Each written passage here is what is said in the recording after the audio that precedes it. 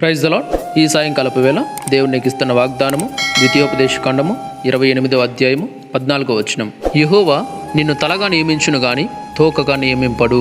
ఇక్కడ ఈ వాక్యం ద్వారా దేవునితో ఏం చెప్తున్నా అంటే, దేవుడు నిన్ను తలగా నియమించాలని ఆశపడుతున్నాడు. ఆయన నిన్ను తోకగా నియమించాలి అనుకోవట్లేదు. కాబట్టి నిన్ను తలగా చేయాలనేది ఆశపడుతున్నాడు. కాబట్టి నువ్వు ఆయన మాటలకు లోబడాలి. వాక్యం మొత్తం చూసుకుంటే అన్ని దేవతలను అనుసరించద్దు అంటున్నాడు, వాటిని పూజించొద్దు అంటున్నాడు. నేను నీకు చెప్పిన ఆజ్ఞలు ఉన్నాయి కదా, వాటిని నువ్వు అనుసరించి నడుచుకుంటే, నేను చెప్పినట్టు వింటే, నా మాటలు నువ్వు గైకొంటే ఖచ్చితంగా నువ్వు తలగా ఉంటావు.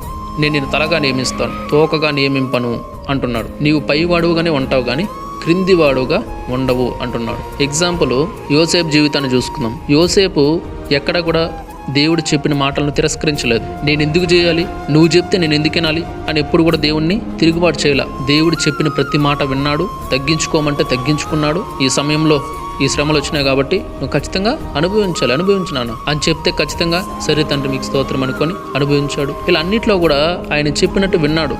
ఆయన ఆజ్ఞలను హృదయంలో భద్రంగా దాచుకొని గైకొన్నాడు, అనుసరించాడు. నాకు ఎలాంటి పరిస్థితులు ఎదురైనా నా దేవుడు నా పరిస్థితిని చూస్తున్నాడు, ఆయన నాతో పాటు ఉన్నాడు అని నమ్మాడు, విశ్వసించాడు. అందుకే యోసేపుకి సింహాసనం దొరికింది, దేవుడు ఇచ్చాడు.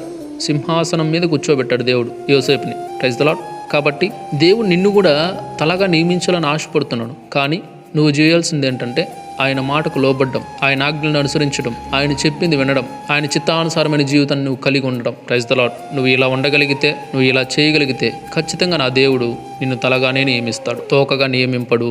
నిన్ను పైవాడుగానే, నిన్ను పైవానిగానే ఖచ్చితంగా పెడతాడు, క్రింది వానిగా నిన్ను పెట్టడు. Praise the lord.